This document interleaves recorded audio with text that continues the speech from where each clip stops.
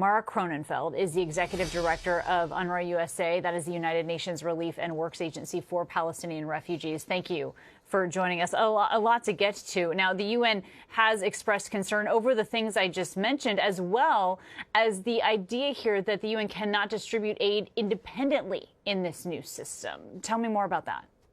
Yes, the UN is actually completely out of this system. And what we witnessed today was an avoidable travesty. We saw thousands of desperate, hungry Palestinians, like you mentioned, who haven't received food aid in 80 days, trying to get food for their family. What the footage didn't show was that these thousands of people were in camps, essentially waiting, and then when they tried to get food, shots were fired as the Gaza Humanitarian Foundation, so-called foundation, was trying to control the crowd. This is not how aid should be delivered. If the United Nations was involved, as it was and as it has been for 7 decades, aid would be given with transparency, safely, independently, and with the dignity of the recipients involved. This was a travesty. The IDF did say that they fired warning shots, but not in the direction of the people. The IDF also claiming today on social media that they have some 400 trucks that are waiting in Gaza, they say, to be distributed by the UN. What is your response to that? Is that true? Yes. If so, what's the backlog?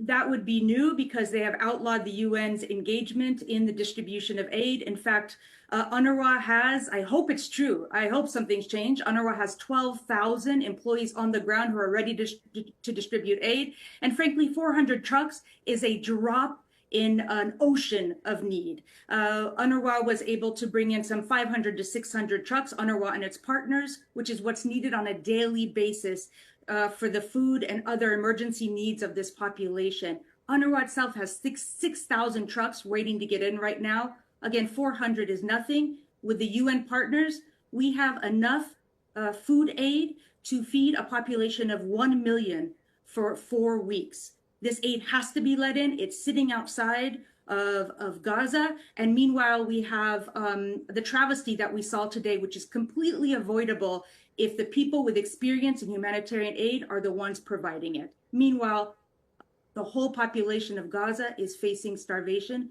with 1 in 5 people on the verge of a man-made famine. I want to ask you about the location of some of these aid hubs that they've put in place.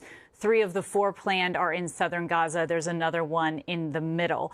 In your opinion, does that strategy perhaps help feed people as well as eliminate Hamas? No, in fact, the opposite. That strategy, as Defense Minister of Israel Smotrich himself said, that strategy is to force the population of Gaza closer to the southern border. And as he said himself, as he said the quiet part out loud, and then force them into Egypt. That strategy is explicitly about population displacement, ethnic cleansing, about what the government in Israel has said out loud, which is removing the Palestinian people, the people of Gaza, from the Gaza Strip. That is really what's behind the taking over of the food aid. 400 trucks will get you nowhere. And there's been no discussion in this whole, and everything we've heard about shelter, about medicine, about how other aid will get in.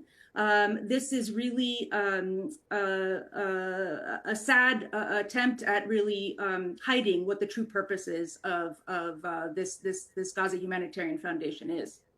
You spoke about other aid items like medicine. Any idea if fuel is getting in? It's not just about operating a motor vehicle or something like that. This is about getting these desalination plants up and running again. Do we have any information there?